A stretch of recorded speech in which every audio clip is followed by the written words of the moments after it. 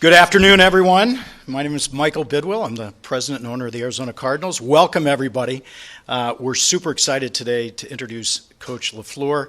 I want to take a few minutes to introduce some very special guests, including Lauren, his wife, Addison, his daughter, and Wes, his son, and my sister Nicole is going to present them with some flowers. Addison, those are for you. Welcome.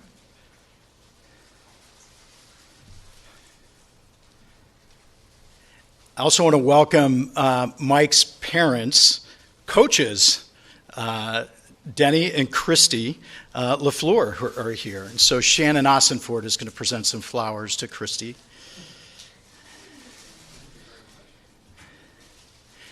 And as well, Mike's brother is here from Wisconsin. He works in Wisconsin. He was able to take the day off and come out. And so Matt is here with his wife, Bree.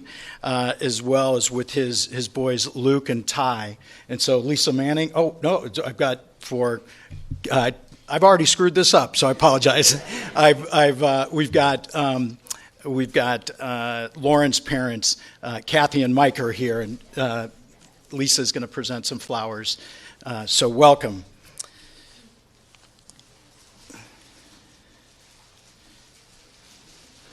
We are thrilled that you're all joining us.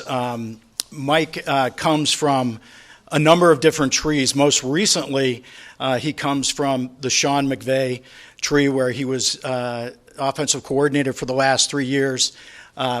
Prior to that, he was 2 years offensive coordinator at the Jets. Prior to that, 4 years in San Francisco at the NFC West, but a total of 7 years with Kyle Shanahan. So he's under the Shanahan tree, but probably the most significant coaching tree is from the coaches LaFleur here, both Denny and Christy. Christy is a member of the Mount Pleasant High School Hall of Fame, and so is Lauren. Christy is a coach, and Lauren is a track and field. So we welcome you, and we're excited that you're here, and we really feel like you're part of the family now. So super excited. I want to thank Monty Ossenfort for his leadership of this coach search. In addition, our assistant general manager, Dave Sears, and vice president of personnel, Rob Kissel, also assisted and were of great assistance. In addition, Mark Dalton and Sean Mayo, our chief people officer, assisted at parts of the interview process as well. But a lot of work went into this. We told you a few weeks ago it was going to be a thorough search, partly and lengthy, partly because of the NFL rules, but partly because we wanted to be very thorough. And so we spent a lot of time not only looking at candidates. We thank each one of the candidates that participated in our process. We learned a lot from each one of them, and it gives us a chance to sort of have a free look into each one of the organizations and how they do things. And so we benefited from each one of those interviews as well, and are bringing those things back to the Cardinals to help us improve for 2026 and beyond. So as we went through the interview process, the clear winner was Mike LaFleur. He's ready for this. He's innovative. He's smart. He's been training under the brightest offensive coaches in the NFC West and arguably in the NFL, if not the NFL. And we're super excited about all the things that he's going to bring. And we talked about the future. We talked about the plans. And I am so pleased to introduce our head coach, Mike LaFleur. Please give him a warm welcome.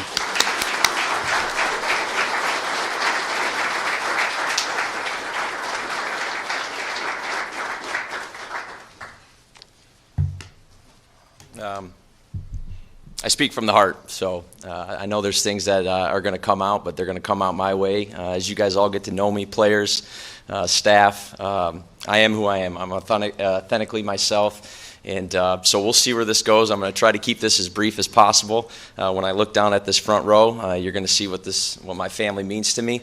I don't know when I get to that moment what's actually going to come down right here, but we'll work on that when it's there. But incredibly honored and humbled to be standing here. What a 48 hours it has been. And like I just said, I'm honored to be the head football coach here of the Arizona Cardinals, and I'm going to tell you why, over these next 5 minutes, and probably it'll come out through some of these questions. I do want to thank, just like Michael just said right there, just the Cardinals organization, all right, specifically, all right, Dave Sears, Rob Kissel, Sean Mayo, all right, Mark Dalton. I know it's been a thorough and detailed process that you guys have had to go through, but you guys did it the right way. And I promise you, when I said this, and I've told a few people this, the way you guys did it just showed me you guys wanted to get this thing right. And I'm not saying you got it right. I hope you got it right, all right, but you ended up putting the time and the hard work and the detailed process to get to where you had to get to. So I really appreciate that, and I know it wasn't easy. Monty, thank you so much. That first call I got from you, the first Zoom to last week, and then obviously getting that call a couple days ago. I couldn't be more thrilled. I have a lot of friends in this business, like we all do, and a lot of them happen to know Monty and have worked with Monty. And the amount of texts and calls I got about him as a GM, as a person, has been incredible. Well, in the last just 2 days, really getting to know Monty even further, it's times 10. Seeing him with you, Shannon, and the family yesterday, it just made it so much like, wow, I totally made the right decision to pair up with him, and I can't wait to do it with you, Monty, so I appreciate that. And then Michael Bidwell, again, that call, you don't really know what you're going to feel when you end up getting that call. I got a random number, and it said Phoenix, Arizona, and I thought, unfortunately, that it was probably some media. So I didn't answer it. And then I got a text about 20 seconds later, "Hi, it's Michael Bidwell. Could you call me back?" And I said, "Lauren, I think I got to go take this." And I told you, thought you were media, not media. And we had a great 3-minute conversation right there. But I really appreciate it. It's been awesome to get to know you through this process. I met Michael a year ago, and I'll kind of get into that a little bit later. But he loves this place. He loves this organization. He loves this city. All he wants is a winner for this building and for the people in this room right here in the Arizona fan base, and that's what we plan on giving right there. So I appreciate you, Michael, on that. Want to pivot over to the LA Rams, my old family. What a 3 years. The Cronkies, you guys were awesome to me through that whole time. Kevin Demoff, Tony Pastors, Les Snead. What an awesome 3 years, like I just said. I'm going to miss going to work with you guys. You guys do it the right way. Obviously we'll be seeing you twice a year, and can't wait to see you for twice a year. But really appreciate those last 3 years. And then to you, Sean, that phone call that you gave me 3 years ago changed my life. And I won't get into the detail with it because it doesn't matter. It was between you and I.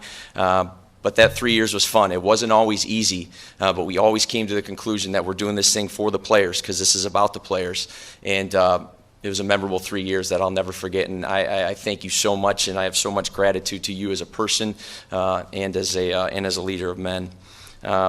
Pivoting over to some other guys, I want to say thank you to Dan Quinn and Atlanta Falcons. Dan, I was with him in 15 and 16. Got a chance to coach with my brother for 2 years, and it was pretty special. What Dan taught me was this doesn't have to be miserable. You can do this as a brotherhood, and you can come into work and really enjoy it. And I think I can speak for the guys that were in that building with Dan to say that we all feel the same way. And you taught us a lot in those 2 years. I still got that voicemail from 3 years that you had. I have 3 on my phone, 2 from my grandma and 1 from you, and that will never be erased. And I know what you know I'm talking about there. To Robert Saleh, so happy for you, man, that you got your opportunity at Tennessee. It's so well deserved. We learned, we grew in those few years in New York. Obviously, you had a few more than me there, but I appreciate you, man. And I know we're both stronger from some of those experiences, and it's going to make this next journey that much better for us. To the San Francisco 49ers, the York family, John Lynch, Parag, countless others over there. It was a special 4 years that I had. It was my first time as a position coach in 2017 working with the receivers, and we had a great 4-year run right there. There's incredible people up there, just like there is all over this league, but it was a 4-year experience that was awesome. I miss those guys dearly, but they're great friends to me to this day, and I really appreciate that time that I had there. Specifically to Kyle Shanahan. when I was thinking about the words that I could say about Kyle, I couldn't come up with anything, even when I had time just by myself. And Kyle, I know I haven't told you enough how thankful I am for the opportunity you gave me, but the foundations you laid, with me within a system, with how to run a building, and just all those times that we had together for 7 years. The only thing I could say is thank you. You are an incredible coach, but you're an even better person. You're a better father, and you're a better husband. And I watched all that and watched the way you lead, and you gave me a lot of core principles that will carry on through here at Arizona. It's where it might get a little tough. You guys up front, my family. You guys know you mean the world to me. Again, I'm not going to have the right words right now to say it, but I love you guys. I can already tell I'm actually not going to cry, which is a good thing right there because I wasn't sure. But you guys are the rock, man. We run deep. We don't have a lot of us, but the Lafleurs will be around. My dad, I'm guessing, will be at a few different practices. You would think he's the owner of the Green Bay Packers, the way he moves around over there. But no, it's you guys are everything to me, and I love you. And specifically you three, Lauren, Addison, and Wes. I do everything in the best interest of you guys. And you are my why. You're the reason that I'm up here right now, and I really appreciate you, and everything is going to go through you. So thank you. To the former players that I've coached, countless numbers of awesome football players. This game is about you and will always be about you. Anytime there's a person standing in the podium that I am, it's because you surrounded yourself with really good football players and really good people. Thank you so much. Again, I'm not going to name any names, but you know who you are and the countless relationships that I have with you guys. I'm always a phone call away. I'll miss you guys in LA. I miss the guys in New York. I miss the guys in San Francisco. But the common denominator is we're all buddies, and we stay in touch, and I'm always there for you if you ever need it because it's always going to be about you. To you guys in the back, to the current players, I really appreciate you guys showing up. When I got the list of how many guys were coming and who was coming, it touched me, man. And I cannot wait to start building relationships with you guys. I can't wait to get to work with you guys. I promise I'll pour it all for you guys every single day. And I can't wait to just get this show going. We'll get through today. We'll get through tomorrow. I told every single one of you I'll be reaching out to you. But this is for you guys. And the staff that we're going to put together is to pour into you guys. When I got some of those FaceTimes on that Sunday, whether it be from my family, some friends, the ones that fired me up the most was coming from you guys, and it got me just more excited to get going. So I appreciate you guys. Can't wait to get to work. And to this fan base, 6 years ago, I was in San Francisco. COVID hit, and we all know that that was a challenging year. And it was week 10. We just had beaten the LA Rams, and we were kind of in that cusp like most teams in the NFL. We didn't know where it was going to go. We win some games, we go to the playoffs. We lose some games, we're going to be out. This league's tough. And we got a call from the league that Santa Clara is shutting down. We can no longer be in Santa Clara at Levi's Stadium, and it's you got to find a new home. And within about 24 hours, Michael Bidwell opened up his home. And we made this our home for 6 weeks, staying over there in Glendale, right across the street. I actually was walking home from games after that over to the Renaissance Hotel, if I got that hotel right. And you guys, as an organization, opened it up for us, but the city did as well, and it made it feel like home for 6 weeks. And my wife and my kids, and we were all down here, and it was an incredible experience. And then you go to last year, and the fires hit in LA, and we're about ready to host a playoff game versus the Minnesota Vikings on Monday Night Football in the first round. And obviously we all kind of know what was going on in LA. And the fires got a little bit too close, and we had to move. And who was the first one to call? Who was the first one to send over the planes? Who was the first one to open the doors? It was the Arizona Cardinals and Michael Bidwell. And I'll never forget in that moment thinking, this is family. This is home. And it was temporary for 3 days. I actually installed over on that side about a year ago the red zone plan as we were getting ready for Minnesota. So the podium moved over to the right. But I already know this building. I got to walk around this building for 3 days. I know how much you love this place. And I told, I think, Lauren at the time, about a year ago, I'm going to be the head coach of the Arizona Cardinals someday. It just felt right, and it was deep right there. And I thank you so much for those times, and it just gave me, knowing that this was the right place. So thank you very much. I really appreciate it, and Let's go, baby.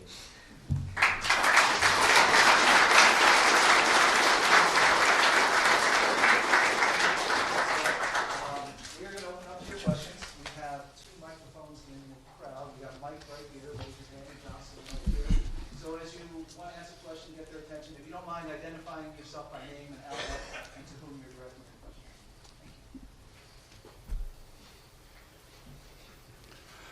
How's it going, Coach? Tyler Drake, Arizona Sports. Welcome to the Valley. Say your name one more time. Tyler Drake with Tyler. Arizona Sports. Nice to meet you, Tyler. man. Just wanted to get your take on a lot of head coaches, candidates have to sell themselves to the team. What sold you on the Arizona Cardinals? Basically what I just said.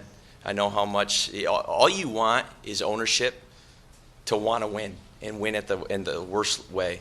And that was very apparent when I met Michael last year, how much he loves this organization, and then just going through that process. Like, why wouldn't you? You know, so that was first and foremost, being with ownership that loves it. Then you get to meet Monty and all the other people in this building, and everyone's got the same vision. And then you think about this division. It's a tough division. I mean, if it were easy, it wouldn't be worth it, you know. And so we know what the work that we got in front of us in that back room. They are in the back right there. They know that. But those are the reasons I wanted to be the head coach here. Mike, Darren Urban from azcardinals.com. I know, and you kind of just referenced it a little bit, the couple of times that you ended up being here because of tragedies. Sure. But with as much time as you spent on the other sideline seeing this team, do you feel like you have a better understanding than most of what you're walking into because you've been around this team so often? I mean, there's nothing like experience, right? I've been in this division for 7 years.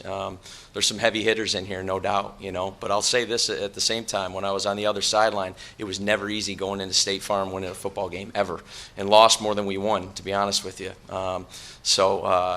You know, that's that. Like that's how I feel. Mike, Bob McManaman over here, Arizona Republic. Tell me about the coaching tree between Sean and Kyle. How tangible is that of a thing? It is to a lot of people. What does it mean to you? All the info you got out of those two guys. Yeah, it's just that. Again, the experiences with them, watching them as offensive coordinators, watching them as play callers, watching them, you know, run a building, run a team. The most important aspect of those 7 years that I was with, and then even the 3 years prior, is the collaboration that you have within that building. You know, seeing Sean and Les work hand in hand daily amongst the other guys, seeing Kyle Shanahan and John Lynch, like those relationships and the collaboration that they had in those buildings, like that's what we're going to do here. And I know that. Like, it's not like, that's just not words. Like, I know Monty already, and I feel like Monty knows me. That's why he gave me that opportunity. So, you know, the offense and all that kind of stuff, hey, we're going to figure out what these guys can do in the back to put them in the best positions to be successful. We'll have our foundations of, you know, of that offense, of the defense, of the special teams. But again, it's ultimately what these guys can do and putting them in the positions to be successful. Hey, Mike, Josh Weinfuss, ESPN. What have been your kind of impressions of Kyler Murray from watching him on tape, and have you had a chance to speak with him since you've been hired? Yeah, so touch base with Kyler. You know, again, 2 days ago when I got this, and had a good you know, little message with him. So definitely touch base with him. I'll say this again: being in this division for 7 years, it was never fun. You know, I have a lot of respect, you know, for him as a player. I know he got drafted in what? Help me out there. Is it 18 or 2019, so obviously those first 2 years, but again, having you know, the 5 years having to go against him, a lot of respect for him as a player, and he was never, you know, a fun challenge to go against. Zach Gershman, azcardinals.com. Monty, when you spoke to tons of candidates throughout this process, was there a moment when you were interviewing Mike that kind of stands out to you that had you convicted that he was your guy? Yeah, I think, Zach, Mike was impressive from the start. And so I think when we went through this process, it was, you know, like Michael said, we knew it was going to be long. We knew it was going to be exhaustive. And the point of our process was to find the best fit for us. And so whenever we talked to any candidate, it was, we always tried to envision, can we envision this person leading our football program? And the first time we spoke to Mike was over Zoom, and then when we were able to get him in the building, it was apparent that we could easily see him as our head coach and leading us into the future. And so for us to be able to sit here today and be able to land him has us all very excited. Mike, Teo Mackey, Arizona Republic. I'm curious, you talked about Sean, obviously. The last time we saw you as a full-time play caller was 3 years ago. What have you learned over the last 3 years from him specifically in the play calling area that you can implement, as a head coach calling plays? Yeah, we like to say this in LA, the worst play call is the late play call. Get the play call into your quarterback, get the play call in to the offense so they can go operate. That was, in really, even the times I had with Kyle in San Francisco having to go against the Rams, the one thing that always stood out was how they operated pre-snap. Like, it just looked clean and sharp. And, I mean, I am so fully invested in that portion of it. We're going to have, everyone's got good plays. In my opinion, everyone has good scheme, but it's really leading up to that moment. How clean do we get out of that huddle? How do we operate? How fast do I get that call in there to allow these players to go do what they do best? And I think that's something that we even just got better at in the last few years, particularly this last year. And that's something definitely that we'll implement as we get this thing going. Hey, Mark McClune, Arizona's Family Sports, 3TV, CBS 5. Welcome to the Valley. Hey, just wondering, when it comes to the NFC West and your deep relationships in LA, San Francisco, how do you balance the friendships, the relationships there, along with the competition? Yeah, I mean, again, like you just said, I mean, they're going to be friends for life. I got great relationships with them, but, I mean, this is the business. This is what we chose to do. This is what we signed up for. I don't love going against Green Bay, but when we went against Green Bay, you do what you got to do, and we all understand that. And really, the hardest ones are probably from my mom and dad up front, So when you're in that 3.5-hour window, it's not about, because I know Kyle Shanahan or Sean McVay, it's about these players. It's about the Arizona Cardinals going against the Seattle Seahawks, the San Francisco 49ers, and the LA Rams within our division amongst those other, games that we're going to have. So there's nothing personal in that 3.5 hours. You just go. Hey, Coach, right here. Donninger and Cardinals on SI. First of all, congratulations. Thank you. Welcome to the Valley.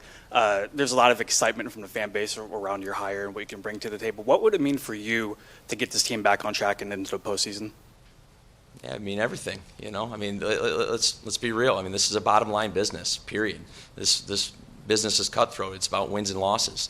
The one thing we're not going to talk about is what happens in February and in January and even in December. I'm not even worried about the first game in September right now. I'm worried about getting relationships with these guys, building the best staff we can, improving the roster because we owe it to these guys to do that, and then getting going with them, trying to build this to where we are so prepared come September. So yeah, it'd mean the world, and we all know what the final result needs to be. But again, where our focus is going to be working on the day.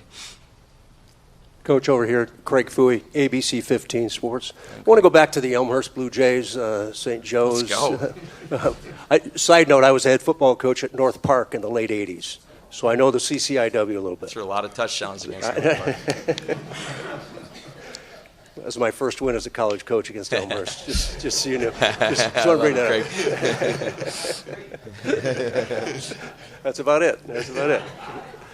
Coach, I just want to ask you about the roots. I mean, obviously we talked about your parents and coaching in Central Michigan and your brother. And how much were you predisposed to just be a coach at that point? What did you learn in Elmhurst and at Elmhurst and St. Joseph's and Davidson, those kind of stops? Yeah, I mean, I could talk for days even leading up to that, and so I'll try not to bore everyone. But, I grew up in Mount Pleasant, Michigan, my dad being at Central Michigan, and back in the day, there was 3-4 day camps in June, and I'd be the guy running around as a second grader when all the high school kids were there, as my dad was running a camp of 400 kids, and just thought this was the coolest thing ever. And if I could ever been, the quarterback coach of Central Michigan, oh my God, my life would be complete, because that's what I felt, at that time, and how awesome it was to be around, and then running around the gymnasium at the high school with my mom as a coach, and you just grew up around it, There was no other way. It's like, what else would I be doing right now except for coaching ball? And then you fast forward to obviously Elmhurst College, and thank you, Mike and Kathy, for letting Lauren transfer over,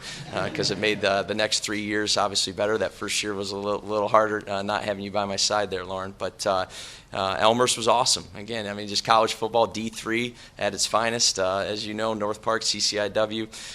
But it was a great time there. I got moved to safety my senior year. I was a quarterback for 3 years. I got moved to safety. Probably shouldn't have been starting starting talent-wise, but I could get the other 10 guys lined up. So, and I think they would contest to that. And but it was a great year. There's still principles of playing defense that year that I still take with me. I really do, just in terms of seeing it from that lens, and then having that opportunity at St. Joseph's College, for the 3 years there. Like, I get that job at St. Joe, and I'm thinking I'm going to go be a graduate assistant, and they tell me, no, you're actually calling the pass game.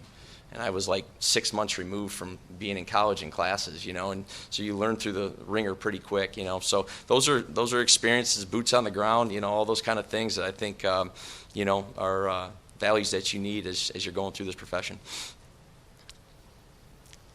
Hey, Mike, David Brandt from the Associated Press. Obviously, this Dave. team, you just look at the record. They were 3-14 last season, lost a bunch to end the year.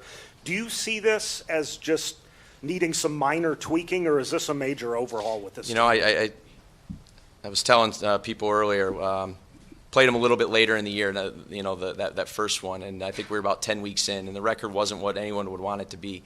But I'll never forget Matthew Stafford coming right in my office, goes, man, these guys can play. And I've seen it firsthand. I know what's on this roster. There's a lot of reasons that I was so thrilled to be in this seat right there. But again, it's what Monty has built over these last few years. There is pieces. When you look at the fourth quarter of a lot of these games, particularly in the mid part of the season, it was close, tight games, and we got to figure out what those little edges are to get us over, and that's what we intend to do. It's going to be through the work. It's going to be through daily urgency, daily enjoyment, daily improvement. But they're not far off. And now, with that being said, just like we had what I would call a pretty good year in LA, it's never special unless you finish it. You got to restart it anyways, So it's a fresh start for these guys. There's great pieces to work with. We'll continue to, provide to those pieces to put the best foot forward for this football team. Mike, Darren Urban again. I know you're probably in the process of finding your coaches and for your staff and your coordinators. Are you looking, coordinator-wise especially, are you looking for any kind of type? Does there need to be a lot of experience there? Does it really matter to you? Is it you're casting a wide net, as these guys like to say with a head coach? We are casting a wide net, and there's conversations that need to be had within this building first, with the coaches and all that. So, we're going to be open to that. And again, we owe it to these players to build the best staff that we can for these guys.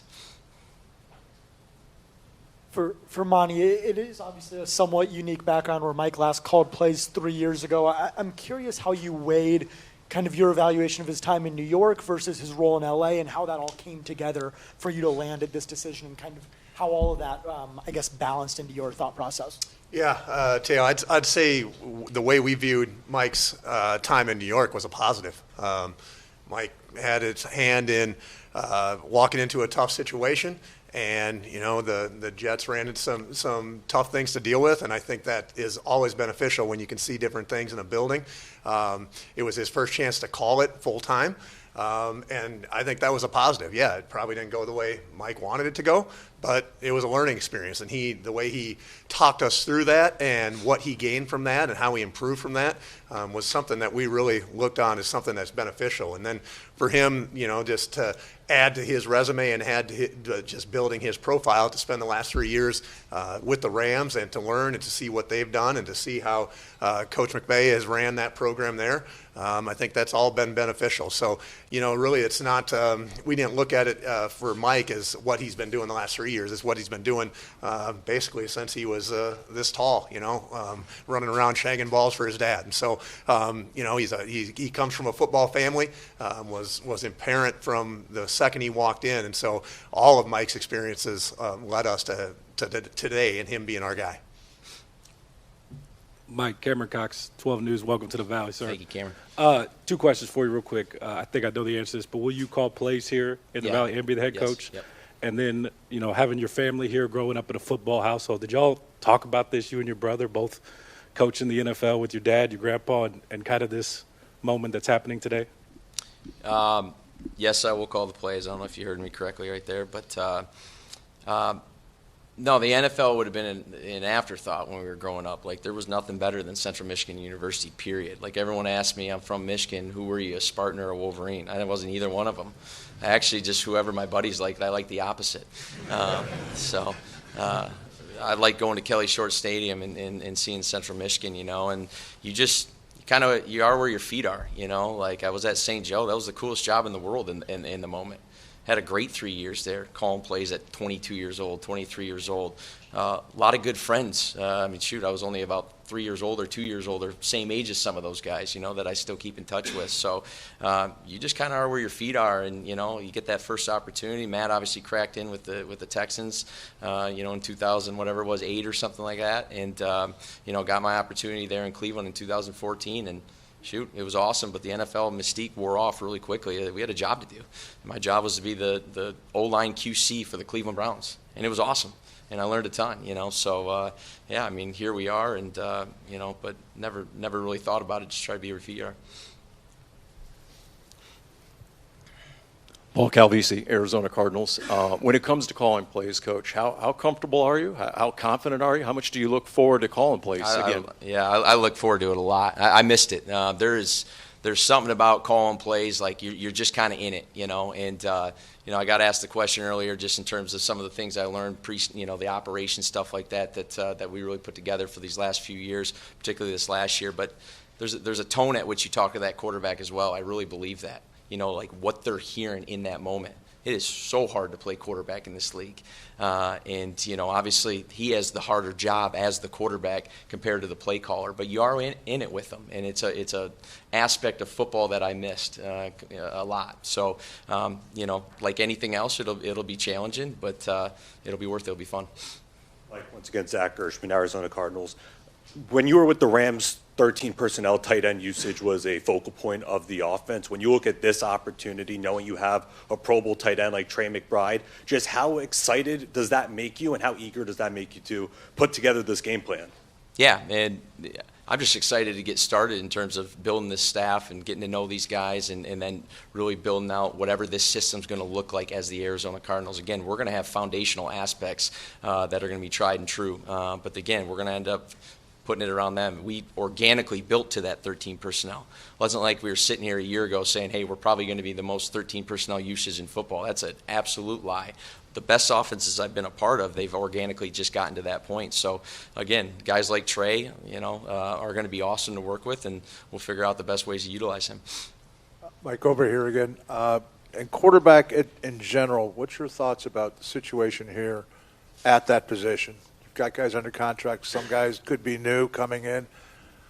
I know you're going to spend a lot of time talking about that with everyone here. What can you tell us in general about that position? And I think you just answered it. You know, we got to go back in the room and talk about all these positions, quarterback to O-line to specialist to everything. You know, it's our job for these players to build the best roster we can at each and every position. So those are conversations that'll be had, and you know, I look forward to probably in about 45 minutes getting after it. So.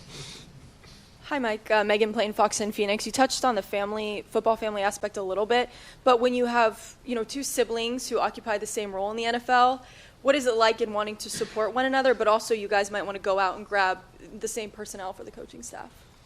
Yeah, I think Matt would probably answer it the same way. I mean, you know, obviously we're brothers. We talk a lot. A lot of what we talk about is really not even about football. It's, you know, just having a piece where you don't have to talk about football for a minute and checking on each other's families. But we have organically, and I would say respectfully, you know, shared a lot of conversations, and we lean on each other without taken away from the organizations we're in, you know. So there's that fine line, particularly when it gets to free agency, particularly when it gets to the draft. But, hey, we need a coach in this position. Well, hey, we got someone, because let's just help that guy elevate. So there's kind of that give and take right there. But I think we know where that line toes. To just what was learned in the hiring process and what made Mike the clear winner? Yeah, I mean, I think it was everything about his experience, everything about the people that he's been around. You know, Mike's had experience as a play caller. He's experienced with multiple different offensive schemes. He's been around multiple successful programs. And then just his overall intelligence, his presence, the way that he came in and laid out his vision for how he sees running a program. You know, really, I can't point to one thing, Mark, because it is never one thing with these. It's the totality of the person, totality of the belief, and how he wants to put together the program. And ultimately, that led us to making sure that we wanted him to be our guy moving forward. for Monty, but before you landed on Mike, there were a number of coaches who you guys seem to be pursuing who chose other organizations instead. Why do you think that was the case, and does that concern you in terms of how your organization is viewed? Well, I mean, I'd say to that, Teo, is like we went through our process on our timeline, and we went through, we interviewed, I believe we were at 14 different candidates, 6 of those who we met in person with. You know, some of those people took other jobs. Doesn't mean that we wanted them to be at this job, okay? And so we were able to go through our exhaustive process. We were able to talk to everybody that we wanted to talk to. And in the end, we had to come up with the best decision that it was for us. And thankfully, that led us to Mike. And so, you know, I'd say our job was attracted to many candidates. And thankfully, Mike felt the same way. And we're excited to move forward with him. Hey, Mike, Josh Weinfuss with ESPN. During Monty and Michael's post-season press conference, Michael was talking about a quick turnaround. And he said, quote, "I hope it's going to be in the first year, not in the second year." What kind of pressure is that, knowing the owner wants this to happen as soon as possible? I'm sure you do too, but obviously there's a lot of realistic expectations that go into this, roster building, things like that. What's that like, knowing he wants this to happen soon? This league is pressure. I mean, it is like every year is a blank slate. Like I'm not worried about what our record was. The record last year, all that means is we got a higher draft pick. I mean, that's all that really matters at that point. And we got to go to work to build this roster. Even if we were flipped and it was 14-3, guess what? You go right back to work. You know, so I'm not really concerned about all that kind of stuff. I just am concerned about building this staff and getting to working with these guys so that when the time does come, we're putting our best foot forward to go win football games and hopefully update that back wall. All right, we'll see no more questions. We thank you for your time, gentlemen.